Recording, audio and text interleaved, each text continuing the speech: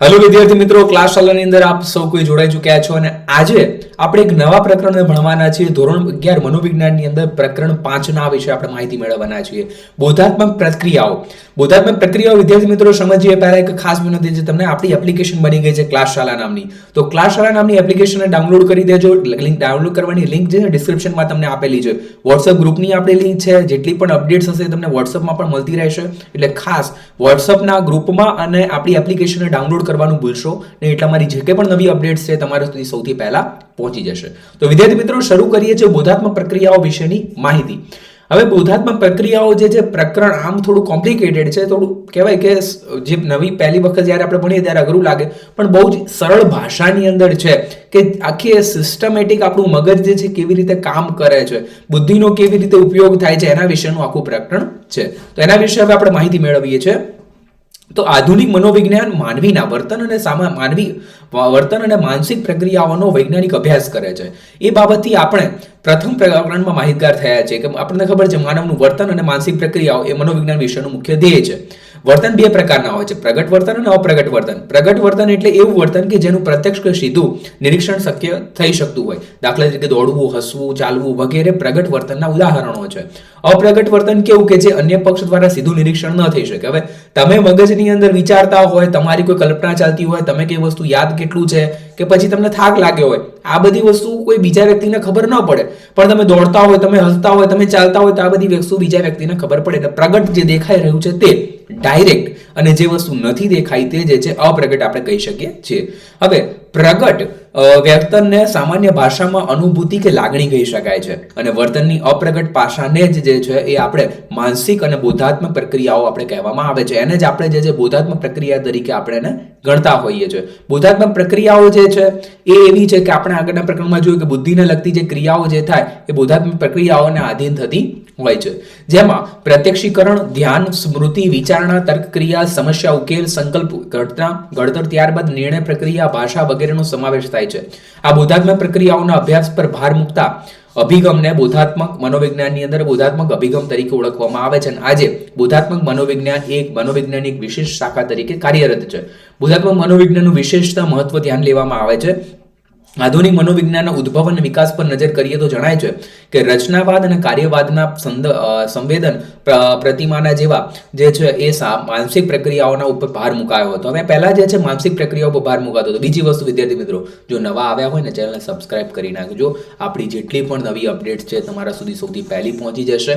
11 અને 12 આર્ટ્સ બંનેની અંદર તમારે કામમાં લાગવાની આ ચેનલ, એક માટે નહીં બંને ધોરણ માટે કામમાં લાગવાની છે. એટલે ખાસ આના પર ફોકસ કરી દો અને ચેનલના જેટલા પણ નવા વિડીયોઝ આવે છે, નવા લેક્ચર્સ આવે છે ને જુઓ, વારંવાર રિપીટેશન કરો, તમારા મિત્રો સુધી પણ શેર કરો. અને ગમે છે લેક્ચર્સ તો લાઈક આપવાનું ભૂલશો નહીં. તમે જે છે સબસ્ક્રાઇબર રેશિયો આપણો ઓછો હશે વિદ્યાર્થી મિત્રો, તમારા સુધી ઓછી માહિતી પહોંચશે. એટલે ખાસ ચેનલને સબસ્ક્રાઇબ કરી દેજો. લાલ બટન આપેલું છે એના ઉપર ઓકે આપી દેજો. પરંતુ વર્તનવાદી જેબી વોટ્સને વિરોધ કરતા કહ્યું હતું કે મનોવિજ્ઞાન મન અને માનસિક પ્રક્રિયાનો નહીં પણ વર્તન અને માત્ર વર્તનનો જ અભ્યાસ કરવો જોઈએ. હવે મનોવિજ્ઞાન વિષયની અંદર કાર્ય રચનાવાદ લોકો એવું કહેતા હતા કે માત્ર માનસિક પ્રક્રિયાઓ ને મગજની અંદર ચાલતી એનો જ અભ્યાસ થાય. જ્યારે આપણે માનવ વર્તનનો અભ્યાસ કરવો હોય તો તેના માટેની જે છે નિરીક્ષણ અલગ છે. તેમના મત મુજબ વર્તન એટલે જેનું નિરીક્ષણ થઈ શકે તેવું પ્રગટ વર્તન, માત્ર નિરીક્ષણ કરી શકાય તેવા વર્તનનો જ મનોવિજ્ઞાનની અંદર અભ્યાસ કરવો જોઈએ. તેવું વર્તનવાદીઓના જીદને કારણે મનોવિજ્ઞાનની પ્રતિક્રિયા સ્વરૂપે 1950ના સમયગાળાની અંદર મનોવિજ્ઞાનના બોધાત્મક મનોવિજ્ઞાનનો એક વિકાસનો બોધાત્મક મનોવિજ્ઞાન વિષય તરીકે નવી શાખા વિકસી. હવે બોધાત્મક પ્રક્રિયાઓ આપણે કોને કહીએ છીએ? બોધાત્મક એટલે શું, બોધન એટલે શું, સૌથી પહેલા તો આપણને ખબર પડવી જોઈએ. બોધન એટલે જાણવાની ક્રિયા. જે કંઈ પણ વસ્તુ આપણે જાણવી છે એના માહિતી મેળવવા માટેની ક્રિયા જે છે એને બોધાત્મક પ્રક્રિયાઓ આપણે કહીએ છીએ. મનુષ્ય તરીકે આપણે એક સક્રિય પ્રાણી છીએ અને આપણી આસપાસ રહેલી ઘટનાઓ અને બનાવોને જાણવા અને સમજવાનો પ્રયત્ન કરીએ છીએ. આપણી આજુબાજુ જે કંઈ પણ થઈ રહ્યું છે માહિતી આપણે સતત મેળવવાનો પ્રયત્ન કરીએ છીએ. માહિતીને ગ્રહણ કરીએ છીએ, તેનો મગજમાં સંગ્રહ કરીએ છીએ અને જરૂર પડે તેને યાદ કરીએ છીએ અને સમસ્યા ઉકેલીએ છીએ અને ભવિષ્યની અંદર યોજના પણ બનાવીએ છીએ. બધી જ વસ્તુ આપણે બોધાત્મક પ્રક્રિયાઓની અંદર કરીએ છીએ. એટકિસન, સ્મિથ, હિલગાર્ડ વગેરે બોધાત્મકની વ્યાખ્યા આપતા કહે છે કે બોધન એ માનસિક પ્રક્રિયા છે. બોધન એટલે કે વિચારવું, સમજવું, જાણવું, માહિતીનો સંગ્રહ કરવો અને જરૂર પડે તેને પુનઃ યાદ કરીને એનો ઉપયોગ કરી લેવો. બરાબર, જે દેખાય છે આપણી આજુબાજુ એને શું કરવાનો, સમજવાનો પ્રયત્ન, સમજાઈ જાય પછી એને સંગ્રહ કરવાનો, સંગ્રહ થઈ ગયા પછી જરૂર પડે ત્યારે તેનો પુનઃ ઉપયોગ કરી લેવાનો. સ્મૃતિ અને પ્રત્યક્ષીકરણ જેવી માનસિક પ્રક્રિયાઓ સાથે જોડાયેલી બાબત છે, જેથી મદદથી વ્યક્તિ જ્ઞાન પ્રાપ્ત કરી શકે છે, સમસ્યા ઉકેલે છે અને ભવિષ્યની યોજના બનાવે છે. આમ કહી શકાય કે માહિતીનું અર્થઘટન કરવાની, ત્યારબાદ તેનું વિશ્લેષણ કરવાની અને તેને યાદ કરવાની, તેનો ઉપયોગ કરવાની આપણી રીતે એટલે કે બોધાન આપણે કહીએ છીએ. આ બોધન પ્રક્રિયાને આપણે એક ઉદાહરણ દ્વારા સમજીશું કે ધારો કે ચૂંટણી સમયે તમે ટીવી પર એક રાજકીય પાર્ટીનું નેતાનું ભાષણ જોઈ રહ્યા છો. આ નેતા તેના પક્ષ વિશે અમુક ચોક્કસ જાણકારી, સામાજિક ચર્ચાઓ અને વર્તમાનપત્રો અને અમુક સમાજ સંચારના માધ્યમથી અગાઉ જ માહિતી આપણને છે. આપણને આ પક્ષ વિશેની માહિતી પહેલેથી જ આપણને મળેલી છે. તે પક્ષના અનેક કાર્યકરોના અને નેતાઓના કાર્યથી તમે અમુક હદે પરિચિત છો કે આમના નેતાઓ અને પાર્ટી કેવી છે.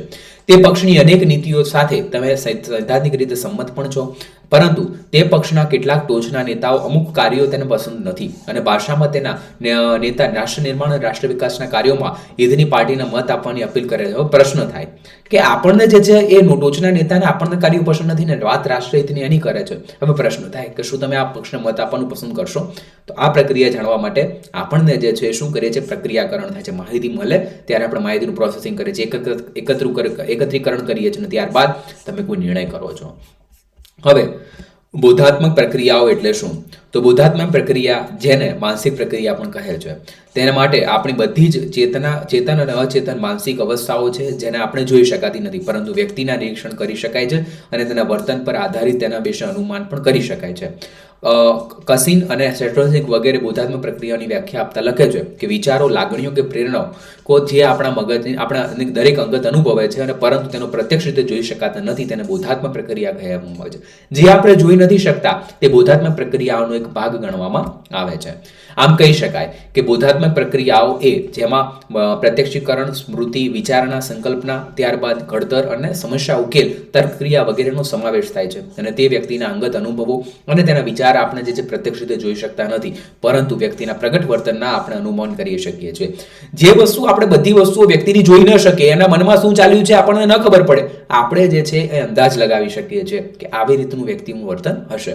હવે આપણે એક ઉદાહરણથી જઈએ તો બોધાત્મક કે માનસિક પ્રક્રિયાઓ વચ્ચેના તફાવતને સમજ્યું. ધારો કે ક્રિકેટ રમે છે, બાળક રડી રહ્યું છે, કોલેજના વિદ્યાર્થી બાઇક ચલાવી રહ્યો છે. આ ત્રણેય બાબતને પ્રત્યક્ષ જોઈ આનાથી જેને તે વ્યક્તિનું વર્તન કહી શકાય. જો કે ધારો યુવા ક્રિકેટ રમવાનું વિચારી રહ્યો છે, માતા પોતાના દૂર જતા બાળકથી દુઃખની લાગણી અનુભવે છે, બાઇક સવાર પોતાના આનંદને યુવક આનંદ કરી રહ્યો છે, અને આ ત્રણેય બોધાત્મક પ્રક્રિયાઓના ઉદાહરણ થશે કે શું વિચારી રહ્યા છે ને પ્રત્યક્ષ જોઈ શકાતા નથી. આપણે કોઈ ક્રિકેટ રમતું હોય તો ક્રિકેટનો કોઈ આનંદ રમી રહ્યું છે, ક્રિકેટ રમવાનું વિચારે છે, બાળક જે છે દુઃખી થાય છે, માતા દુઃખી થાય છે અને બાળકથી દૂર જવાની, આ બધી બાબતો આપણા મગજની અંદર ચાલે છે, પણ આપણે જોઈ નથી શકતા. ખબર પડી, દુઃખની લાગણી જોઈ ન શકાય, આનંદની લાગણી જોઈ ન શકાય, એનો અનુભવ કરી શકાય. કોઈ વ્યક્તિ હસતું હોય એનો મતલબ સીધો થયો કે એ વ્યક્તિ આનંદની અંદર છે. એ જે છે એ બધી બાબતો આપણે જે છે એ બોધાન પ્રક્રિયાઓની અંદર સમાવેશ થાય છે. માહિતી પ્રક્રિયાકરણનો અભિગમ. બોધાત્મક પ્રક્રિયાઓને સમજવા માટે માહિતી પ્રક્રિયાકરણનો અભિગમ સમજવો એ એક અગત્યનો અભિગમ છે. આ અભિગમના ઉદ્ભવના આધારે કોમ્પ્યુટર મશીન છે અને આ મુખ્ય અભિગમ મુજબ મનુષ્ય એક કોમ્પ્યુટરની જેમ જ વાતાવરણમાંથી માહિતીઓ મેળવે છે. બધી વસ્તુઓ એના વાતાવરણમાંથી એને પ્રાપ્ત થાય છે. ત્યારબાદ આ માહિતીનું એક અવસ્થામાંથી બીજા અવસ્થામાં પસાર થઈને એક ચોક્કસ ક્રમમાં પ્રોસેસિંગ થાય છે અને અંતમાં કોઈ નિર્ણય પર પહોંચીને અમુક ખાસ પ્રતિક્રિયા કરે છે અને માહિતી પ્રતિક્રિયાના આ અભિગમને કોમ્પ્યુટર રૂપ કહેવામાં આવે છે. અહીંયા જે છે માહિતી જે પ્રાપ્ત થાય છે અને એ માહિતી ઉપર કાર્યરત થતું હોય છે. આ પ્રક્રિયાઓનું મોટા ભાગે એક અમૂર્ત વિશ્લેષણ રૂપમાં વર્ણન કરવામાં આવે છે, કારણ કે આ અભિગમ મગજની ચેતાકીય ઘટનાઓ તેને સ્પષ્ટ સમજૂતી આપતો નથી. બોધાત્મક પ્રક્રિયાઓ એક અર્થમાં ભલે અમૂર્ત પ્રક્રિયાઓ હોય અને તે બોધાત્મક જે ચેતના બાબતો હોય કે ઘટનાઓ પર આધારિત હોવા છતાં જે ચેતનાકીય બાબત કે ઘટના નથી, મગજની બાબત છે છતાં પણ મગજથી અલગ છે. કહેવાનો મતલબ એ રીતનો છે. હવે અહીંયા આ દ્રષ્ટિકોણ મુજબ બોધાત્મક મનોવૈજ્ઞાનિકોએ સરખામણીએ એક કમ્પ્યુટર પ્રોગ્રામર સાથે કરવામાં આવે છે અને કોમ્પ્યુટર પ્રોગ્રામરનું કાર્ય એક એવો પ્રોગ્રામ બનાવવાનું છે જેના કારણે કોમ્પ્યુટર અમુક ખાસ પ્રકારની ગણતરી કરી શકે. પ્રોગ્રામ બનાવતી વખતે કોમ્પ્યુટરના ભાગો વિચારી શકતો નથી, કારણ કે હાર્ડવેર તો અગાઉથી જ અસ્તિત્વમાં ધરાવે છે. પ્રોગ્રામર તો માત્ર પ્રોગ્રામનું કંઈક ડેટાનું સ્ટ્રક્ચર ગોઠવવાનું જ ચિંતિત કરે છે અને આમ કોમ્પ્યુટર પ્રોગ્રામ એક કોમ્પ્યુટરની સ્વતંત્ર બાબત છે. હવે જો કોમ્પ્યુટર પણ જે છે ને એ હાર્ડવેરના ભાગો વિચારતા નથી. આપણા હાથ પગ જે છે એને વિચારવાની બુદ્ધિ નથી. હાથ પગ આપણે હાથ હલાવવો ન હોય તો જાતે ન હલવા લાગે. બરાબર. આપણે મોઢું જાતે હલાવવું હોય તો જાતે હલે, બરાબર, પણ મોઢું એમ ના વિચારે ઓટોમેટિક, આપણે વિચાર્યું પણ ન હોય માથું હલી જાય. એટલે ઓટોમેટિક કશું નથી થતું હોતું. ક્યારે થાય છે, આપણા મગજની અંદરથી સંદેશો મોકલે છે અને પછી આપણે કાર્ય કરીએ છીએ. કોમ્પ્યુટરના જેવી જ ક્રિયા છે. એના વિશે હજી આપણે જુઓ, અહીંયા એક માહિતી ઉદાહરણ દ્વારા આપણે જોઈએ તો માહિતી પ્રક્રિયાકરણના અભિગમમાં માનનારા વૈજ્ઞાનિકોની સ્થિતિ પણ ઘણી બધી રીતે પ્રોગ્રામર જેવી જ હોય છે. અને આ બોધાત્મક મનોવૈજ્ઞાનિકોએ કોઈ માનસિક પ્રક્રિયા માટે જવાબદાર ચેતાકીય આધારો સાથે નિસ્બત નથી. એટલે કે તેઓ વિચારણા, પ્રક્રિયાકરણ, પ્રત્યક્ષીકરણ, સ્મૃતિ, સમસ્યા ઉકેલ જેવી માનસિક પ્રક્રિયાઓના મગજની રચના, મગજના વિવિધ ભાગો, ચેતા આવેગો વિશે બહુ વિચારતા નથી. તેઓ એ બાબતમાં જ રસ છે કે જ્ઞાનેન્દ્રિયો મારફત અમુક માહિતી પ્રાપ્ત થવાથી બોધાત્મક પ્રક્રિયાનું કઈ રીતે સંચાલન થાય છે એના વિશે જે લોકોને જાણવામાં રસ છે. ત્યારબાદ માહિતી પ્રક્રિયાકરણનું પ્રતિમાન. તો કોમ્પ્યુટર વધતા ઉપયોગને લીધે બોધાત્મક પ્રક્રિયાઓના અભ્યાસમાં માહિતી પ્રક્રિયાકરણનું મોડલ વિકસિત થયું છે. કોમ્પ્યુટર વૈજ્ઞાનિકો મનોવિજ્ઞાનમાંથી અને મનોવૈજ્ઞાનિકો કોમ્પ્યુટર વિજ્ઞાન પાસેથી ઘણું બધું નવું શીખ્યા છે. કેમ કે માનવનું મન જે છે, કોમ્પ્યુટર બંને માહિતી પર વિવિધ જે છે એ તબક્કાઓમાંથી પ્રક્રિયા કરનારા તંત્રો છે. અને તેથી માનસિક અને બોધાત્મક પ્રક્રિયાઓને કોમ્પ્યુટરની કામગીરી સાથે સરખાવી તે સમજ અને સારી બાબત છે. કોમ્પ્યુટરની સાથે માનવીની ક્રિયાઓ જે છે એ સંબંધિત સ્વરૂપ માનવામાં આવે છે. પ્રથમ આધુનિક મનોવૈજ્ઞાનિકની અંદર આધુનિક કોમ્પ્યુટરની રચના જ્હોન વોન ન્યુમેન દ્વારા 1940ના દાયકામાં અંતમાં કરવામાં આવી હતી. અને ત્યારે બાદ મનોવૈજ્ઞાનિક ક્ષેત્રે ખાસ કરીને બોધાત્મક મનોવૈજ્ઞાનિકો દ્વારા 1950ના દાયકામાં એ બાબત પર ભાર મૂકવામાં આવ્યો છે કે માનસિક પ્રક્રિયાઓને કોમ્પ્યુટરની રચના કે મોડલ દ્વારા સમજાવી શકાય છે. હવે કોમ્પ્યુટરના આધારે એમણે એક નવી માહિતીને પ્રાપ્ત કરીને લોકોને સુધી પહોંચાડી છે. બોધાત્મક મનોવૈજ્ઞાનિકો દ્વારા વિકસાવવામાં આવેલી માહિતી પ્રક્રિયાકરણનું મોડલ કમ્પ્યુટર સાદર્શક કે સમાનતા પર આધારિત છે. આ મોડલ મુજબ મનુષ્યનું જે છે મગજ એક કોમ્પ્યુટરની જેમ કાર્ય કરે છે. તેમાં મનુષ્યના મગજને કોમ્પ્યુટરના સોફ્ટવેર સાથે સરખાવવામાં આવે છે. માનવ મન અને કોમ્પ્યુટર પ્રોસેસિંગ સિસ્ટમ વચ્ચેની તુલના કરવા હર્બર્ટ સિનોમ જે છે એના પ્રણેતા રહ્યા છે. અને આ મોડલ મુજબ જે રીતે કોમ્પ્યુટરમાં માહિતી દાખલ કરવામાં આવે છે એ રીતે આપણું આ સાંવેદનિક તંત્ર મગજ સુધી માહિતી પહોંચાડવાનું ઇનપુટ ચેનલ તરીકે કાર્ય કરે છે. એટલે કે આંખ, નાક, કાન, જીભ, ત્વચા અને શરીરના આંતરિક અવયવો પણ જે છે એ સંદેશોને ગ્રહણ કરે છે અને તેને સંદેશ સુધી પહોંચાડે છે. કોમ્પ્યુટર કેવી રીતે કામ કરે, અને કોમ્પ્યુટરથી પણ સારું ઉદાહરણ આપું ને વિદ્યાર્થી મિત્રો, મોબાઈલ છે.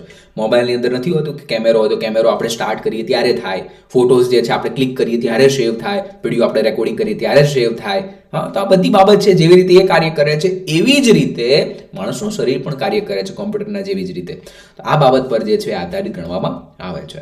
વિદ્યાર્થી મિત્રો, બીજી એક ખાસ વસ્તુ ફરી વખત હું તમને કહું છું, આપણી એપ્લિકેશન આવી ગઈ છે. આપણી એપ્લિકેશનને ડાઉનલોડ કરવાનું ભૂલતા નહીં. એપ્લિકેશનની અંદર માસ્ટર કોર્સ આવે છે.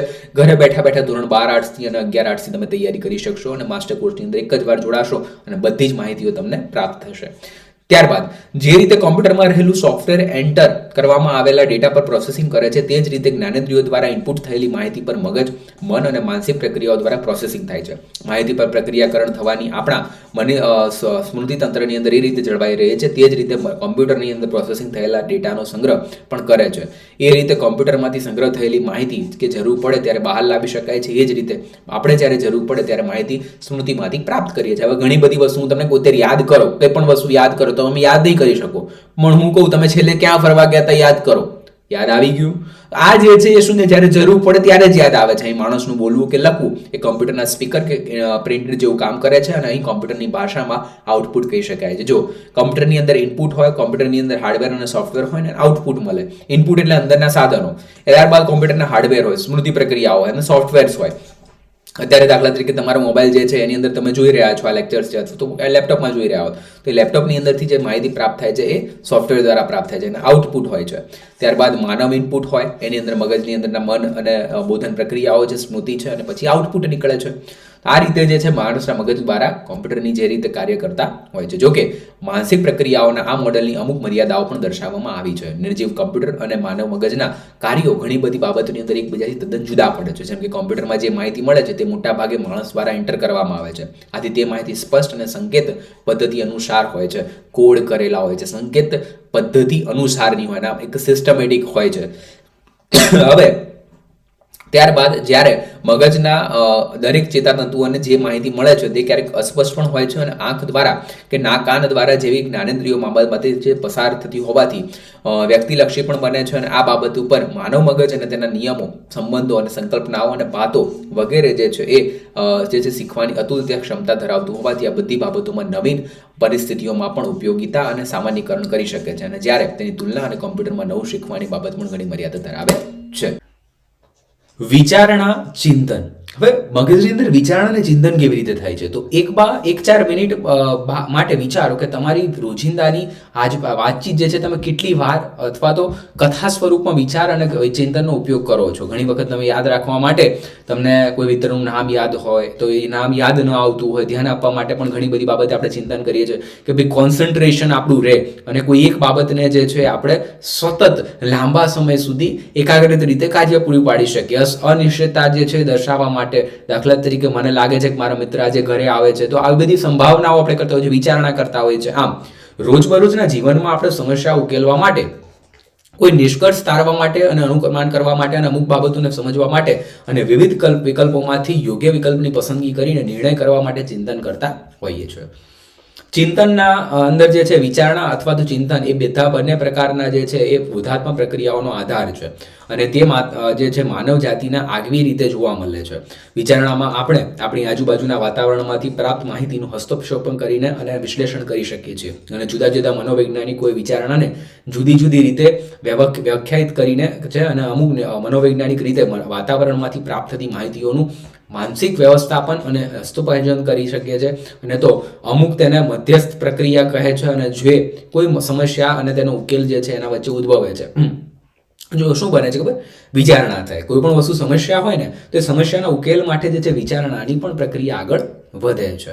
હવે વિચારણાની વ્યાખ્યા. તો વિચારણા એક પ્રતિકાત્મક સ્વરૂપની વિચારણા છે, પ્રક્રિયા છે જેમાં પ્રારંભ વ્યક્તિની સાથે ઉપસ્થિત કોઈ સમસ્યાઓથી થાય છે અને જેનો જે છે એ પ્રત્યાયન અને ભૂલથી જે છે એ પ્રક્રિયાની અંદર જોવા મળે છે અને છેલ્લે સમસ્યાઓનો ઉકેલ કે નિષ્કર્ષ પ્રાપ્ત થાય છે જેને વોરેન જે છે આ વ્યાખ્યાને આપે છે.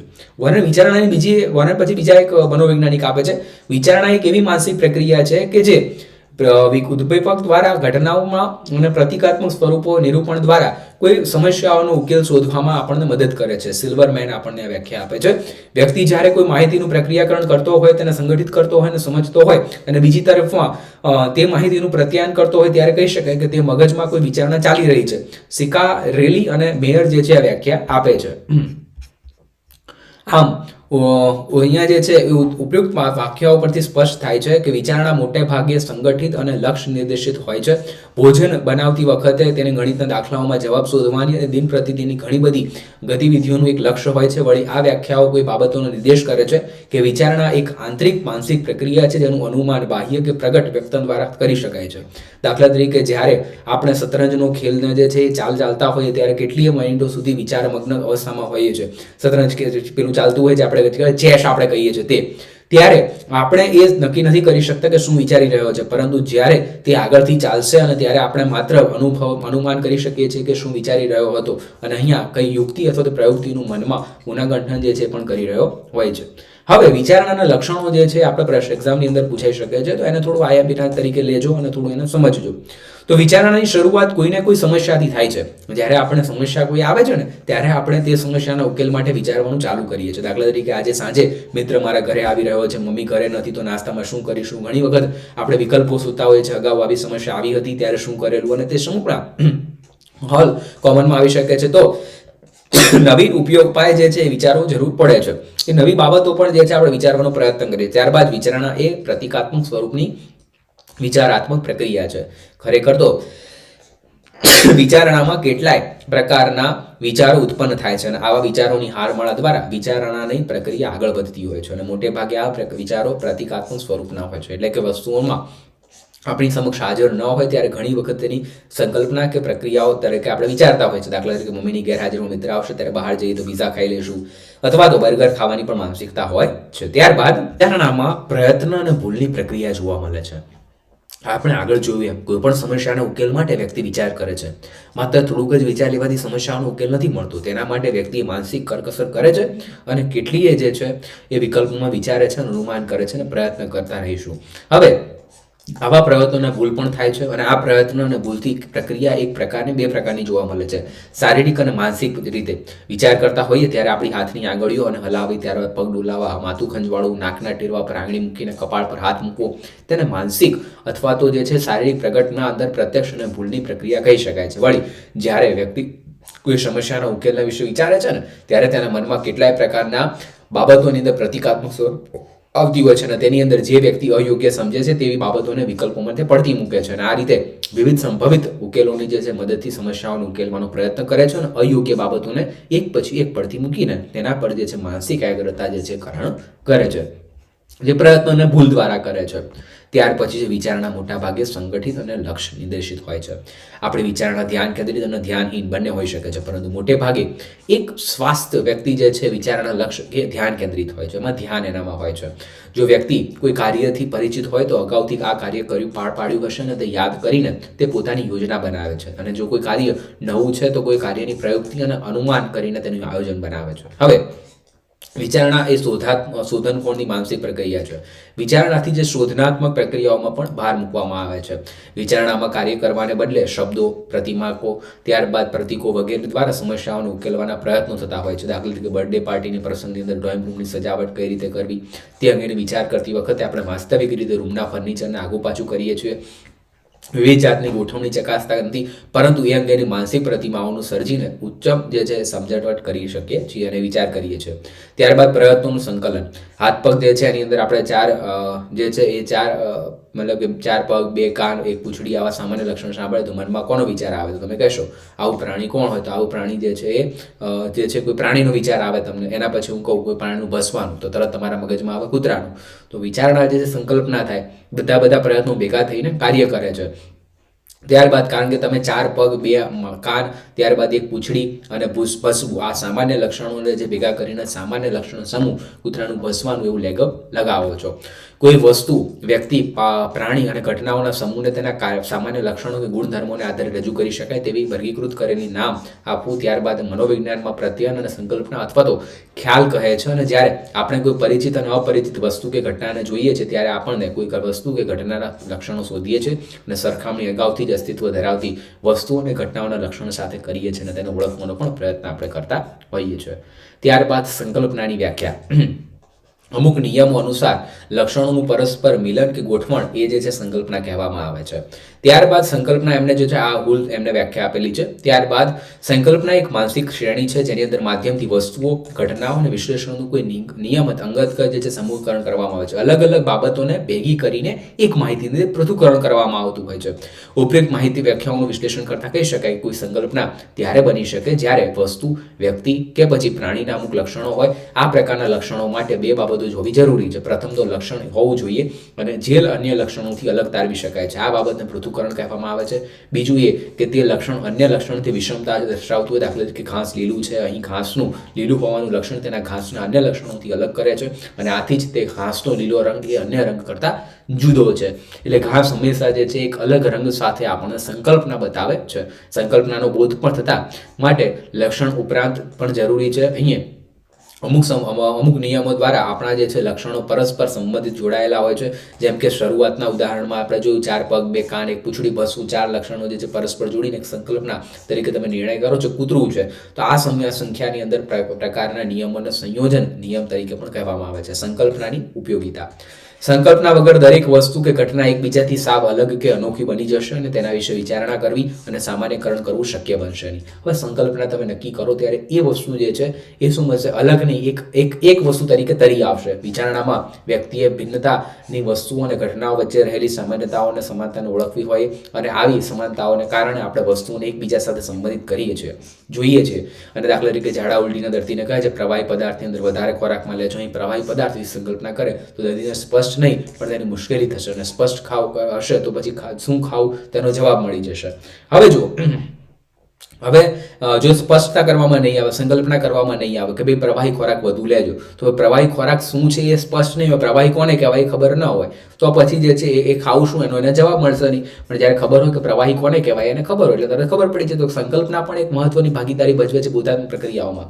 સંકલ્પનાના આપણને ઘણું બધું જે છે યાદ રાખવામાં મુશ્કેલી આપે છે અને તેને સ્મૃતિમાં કરકસરનો જે છે એ નિર્ણય કરવામાં, દાખલા તરીકે પક્ષી એક જે છે અહીંયા સંકલ્પના કરે છે, બધા પક્ષીઓમાં સર્વ સામાન્ય ગુણો આવી જાય છે અને આથી જ્યારે કોયલનું વર્ણન કરવાનું હોય ત્યારે પક્ષીઓમાં સામાન્ય ગુણોમાં આપણી સ્મૃતિ આપણને લાગે છે. અહીં દરેક પક્ષીઓમાં સામાન્ય ગુણોથી અલગ યાદ રાખવા પડતા નથી. આપ જે કંઈ પણ પક્ષીના વિશેષ ગુણો યાદ રાખવા પડે છે જેને સ્મૃતિમાં કરકસર કહેવામાં આવે છે. જો હું કહું કોયલનો અવાજ એટલે તમે કોયલના અવાજ સુધી તમને યાદ રહેશે. એટલે કોયલનો અવાજ અલગ નથી અને કોયલ અલગ નથી, બંને વસ્તુ ભેગી આપણને યાદ રહે છે. કૂતરાનું ભસવું, તો કૂતરું ભસે છે તો ભસવાનો અવાજ પણ તમને યાદ છે, કૂતરાનો અવાજ પણ ભસે એટલે તમને કૂતરું યાદ આવે છે અને કૂતરું જો ત્યારે એને ભસવાનો અવાજ પણ તમને ખબર પડી છે કૂતરું આ રીતે ભસે છે. તો આ જે છે બંને અલગ અલગ નથી કે કૂતરું જોવો અને પછી તમને જે છે યાદ આવે. જેવું કૂતરું જોવો ત્યારે આવે, ભસે ત્યારે કૂતરું યાદ આવે. આ વસ્તુ જે છે એની અંદર સંકલ્પના થઈ જાય છે. એક વખત કોઈ વસ્તુ, વ્યક્તિ કે પદાર્થની સંકલ્પના વિકસિત થઈ જવાથી તેના વિશે સતત શીખવાની જરૂર રહેતી નથી. ત્યારબાદ સંકલ્પના કોઈ બનાવ કે ઘટના પ્રત્યે કયા પ્રકારની પ્રક્રિયા કરવી તેના વિશે નિર્ણય લેવામાં પણ આપણને મદદ કરે છે. દાખલા તરીકે ક્યાંય આગ લાગતી હોઈએ ત્યારે આપણે દૂરથી ઊભા રહીએ છીએ જ્યારે આગ વિશેની આપણી જે સંકલ્પના સ્પષ્ટ હોય છે કે આને આપણે આગ કહીએ છીએ.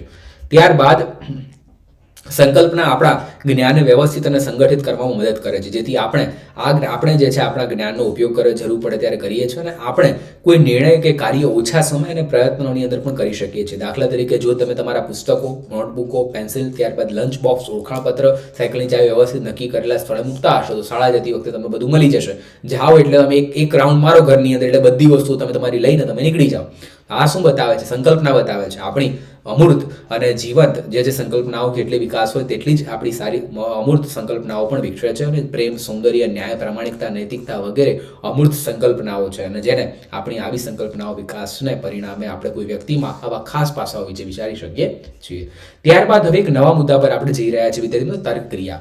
તર્ક કરવું એ આપણા દરેક માણસના માટે એક વિશિષ્ટ ગુણધર્મ ધરાવે છે. માણસનું મન જે તર્ક કરવાની વિશેષ ક્ષમતા ધરાવે છે.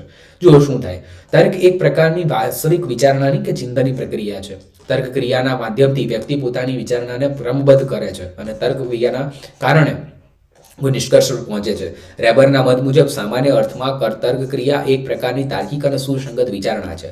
વિશિષ્ટ અર્થમાં તર્ક ક્રિયા એક પ્રકારનું સમસ્યા ઉકેલ વર્તન છે, જ્યાં યોગ્ય રીતે રચનાયેલી જે છે ઉત્કલ્પનાઓને ક્રમબદ્ધ રીતે ચકાસણી કરવામાં આવે છે. એ જ રીતે તર્ક ઉકેલની અંદર તાર્કિક કરવામાં પણ આધાર ધરાવે છે. દાખલા તરીકે પરીક્ષાના દિવસોમાં ત્યારે આપણે રાતે વાંચી રહ્યા હોય અને અચાનક તમારા રૂમનો લાઇટ કે બલ્બ લેમ્પ થઈ જાય ત્યારે તમને બે સમસ્યા આવે કે પ્રથમ તો લાઇટ બિલ કેમ ગઈ હશે અને બીજું કે ફરી ચાલુ કરી શકાય છે તેથી વાંચવાનું આગળ વધે અને તમે આના માટે મનમાં કેટલીય વાર જે છે તર્ક કરશો અને વિચારશો કે લાઇટ ગઈ તો કેમ ગઈ. પરંતુ તમારા પડોશીને ત્યાં લાઇટ ચાલુ હશે, મેઇન સ્વિચનો ફ્યુઝ ઉડી ગયો હશે એવી કલ્પના કરો છો, પરંતુ તમારા ઘરમાં અન્ય રૂમમાં લાઇટ છે તેવું તમને લાગશે તો ત્યારે તમને ખબર પડશે બોર્ડલાઇન કે લેમ્પ જે છે ખરાબ થઈ ગયો હશે, ત્યારબાદ સ્ટાર્ટરમાં ખરાબ થઈ જશે તેવા નિષ્કર્ષ પર પહોંચ્યો છે. આમ જે છે તર્ક ક્રિયા સતત જે છે આપણને મદદરૂપ થાય છે કે તમે પહેલા લાઇટ ગઈ તો તમે જોયું કે લાઇટ ગઈ તો કેવી રીતે ગઈ, શું થયું હશે, આપણા ઘરે ગઈ છે બીજાના ઘરે તો બીજાના ઘરે ત્યાં ચાલુ છે, આપણા ઘરની અંદર જો આપણા ઘરની અંદર બધાની અંદર લાઇટ ચાલુ છે કે પછી આપણા રૂમની અંદર બંધ છે, તો ઘરના બધા રૂમની અંદર ચાલુ છે, આપણા રૂમની અંદર બંધ છે.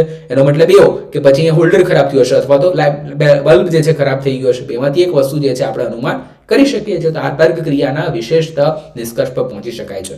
નિગમનલક્ષી અને વ્યાપ્તિલક્ષી તર્ક ક્રિયાઓ.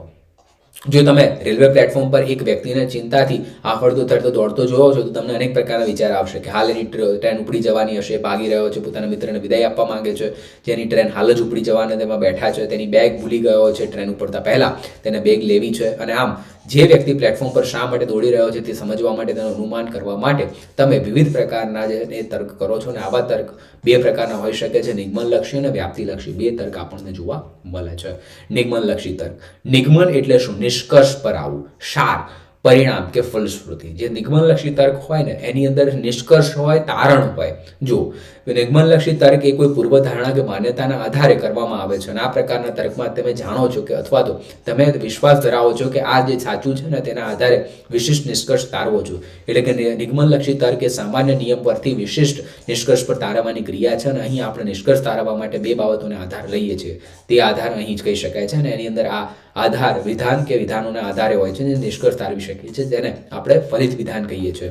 લોકો પ્લેટફોર્મ પર દોડે છે ત્યારે તેની ટ્રેન છૂટી ગઈ હોય છે, ત્યારબાદ એક વ્યક્તિ પ્લેટફોર્મ પર દોડી રહી છે અને કેમ કે વ્યક્તિની ટ્રેન છૂટી રહી છે. તો આ જે છે આપણને ખબર પડે. લોકો ક્યારે દોડે તો ટ્રેન છૂટતી હોય ત્યારે પ્લેટફોર્મ પર દોડતા હોય છે. પ્લેટફોર્મ પર જે વ્યક્તિ દોડી રહી છે તે વ્યક્તિનો સીધો મતલબ શું થાય છે કે એની ટ્રેન જે છે આપણને છૂટી ગયેલી દેખાય છે. આ પ્રકારનું અનુમાન તારવવામાં તમે ભૂલ કરી રહ્યા છો, અને જે ભૂલ નિગમનલક્ષી તર્ક દરમિયાન સામાન્ય રીતે લોકો કરતા હોય છે અને એ રીતે તમે ધારી લો છો, પરંતુ તમે એ વખતે ખબર નથી હોતી કે આધાર વિધાન અથવા તો તમારી માન્યતાઓ સાચી છે. જો આધારભૂત માહિતી એ વિધાન સાચું નથી તો નિષ્કર્ષ પણ તમે ખોટી જ રીતે તારવશો. શક્ય છે કે કોઈ કારણસર પણ પ્લેટફોર્મ પર દોડતા હોઈ શકે છે. તો અહીંયા નિગમનલક્ષી તર્ક જે છે એમાં જવાબ મળી જાય તમને, પણ એમાં જવાબ સાચો હોવાની તો જે પણ જે સંભાવના પણ જે છે એ વધઘટ રહેતી હોય છે. ત્યારબાદ વ્યાપ્તિલક્ષી તર્ક ક્રિયા. જે તર્ક ક્રિયા વિશિષ્ટ તથ્યો કે હકીકતો અને નિરીક્ષણ પર આધારિત હોય છે તે વ્યક્તિલક્ષી જે છે તર્ક ક્રિયા કહે છે. એટલે કે એ વિશિષ્ટ હકીકતો અને આધાર વિધાનોના આધારે સામાન્ય નિષ્કર્ષ તારવવો એટલે કે વ્યાપ્તિલક્ષી તર્ક. મોટાભાગના વૈજ્ઞાનિક તર્ક વ્યાપ્તિ પ્રકારના હોય છે, અને વૈજ્ઞાનિકો પણ ક્રમશઃ જુદા જુદા સ્થળે અને સંખ્યા સંબંધ જે છે દાખલાઓ નોંધાવે છે. તેમને દરેક દાખલાઓમાં અમુક લક્ષણો હંમેશા કાયમ દેખાતા હશે અને એક પણ અપવાદ નથી મળ્યો, અને તેના આધારે તેઓ શોધી કાઢે છે, અને તે વર્ગમાં બધી વ્યક્તિઓના પણ લક્ષણો આપણને જોવા મળે છે. દાખલા તરીકે શુંગોંગભાઈ જે ચીના છે એ ચીપા છે, ત્યારબાદ ડુંગલ બહેન ચીના છે અને ચિંબા છે, એટલે ચીના છે આર્યા. આંગ જે છે એવો ભાઈ જે છે ચિંબા છે અને ચીના છે, તો ચાઉ વાઉ જે છે ચીના ચિંબા છે, તો આ બધી વ્યક્તિઓ ચીના ચિંબા છે. તો અહીંયા જે છે તમારું નિષ્કર્ષ સ્પષ્ટ નહીં થાય વિદ્યાર્થી મિત્રો. ઉદાહરણ તમે જોશો તો નિષ્કર્ષ તારવી શકે. કોઈ નિષ્કર્ષ સુધી પહોંચવા માટે માહિતી એકત્ર કરવાની ખાલી પ્રક્રિયા છે. અહીંયા જો બીજી વસ્તુ, અહીં એક વાત ખાસ યાદ રાખવી જોઈએ કે વ્યક્તિ જે છે આ પ્રકારના તર્ક કે નિરીક્ષણો તથ્યો પર આધારિત હોવા છતાં તેના આધારે કરવામાં આવેલા નિરીક્ષણો સર્વત્ર તથ્યો નથી, સત્યો પણ નથી. સમયે તેના ચીનિયાઓમાં પણ અમુક સમયે જે છે આપણને વ્યક્તિઓમાં ચીંબી ન પણ હોઈ શકે છે, અને કોઈ જો વિશિષ્ટ આધાર વિધાનો જે છે પૈકી હંમેશા જે છે હંમેશા સત્ય હોય તો વ્યાપક ફલિત વિધાનો સર્વથા સત્ય બની શકે છે. દાખલા તરીકે ઈંટના ઉપરથી છોડીએ તો નીચે આવે છે, પથ્થરને ઉપરથી છોડીએ તો નીચે આવે છે, લખોટીને ઉપરથી છોડીએ તો નીચે આવે છે, મોબાઈલ નીચે છોડીએ તો ઉપર આવે છે. એ દરેક પદાર્થને ઉપર છોડીએ તો જે છે એ નીચે આવે છે. તો આવી જે છે એ તર્ક કલ્પના આપણને કરતા જોવા મળે છે. વ્યાપ્તિલક્ષી અને નિગમનલક્ષી તર્કની અંદર આ ભેદ જોવા મળે છે. બીજી વિદ્યાર્થી મિત્રો ખાસ વસ્તુ, આપણી એપ્લિકેશનને ડાઉનલોડ કરવાની ભૂલતા નહીં. એપ્લિકેશનની અંદર બુક્સ આપેલી છે, લાઈવ ક્લાસ આવે છે, રેકોર્ડેડ ક્લાસ આવે છે, સાથે દરેક પ્રકરણની જે છે આઈએમપી પ્રશ્નોની પણ માહિતી આપણને એમાં મળવાની છે. તો ખાસ કરીને વિદ્યાર્થી મિત્રો આપણી એપ્લિકેશનમાં જોડાવાનું ભૂલતા નહીં. ખૂબ જરૂરી છે તમારા માટે એપ્લિકેશનમાં જોડાવું, અને ચેનલને સબસ્ક્રાઇબ કરવાનું પણ ભૂલતા નહીં. 2 વર્ષ માટે ખૂબ મહત્વની આપણી ચેનલ રહેવાની છે. વિદ્યાર્થી મિત્રો ક્લાસ શાળાની અંદર આપ સૌ વિદ્યાર્થીઓ જોડાયા છો એ બદલ ખૂબ ખૂબ આભાર. અમારી ચેનલને સબસ્ક્રાઇબ કરવા બદલ પણ આપ સૌ વિદ્યાર્થીઓનો ખૂબ ખૂબ આભાર. ધન્યવાદ.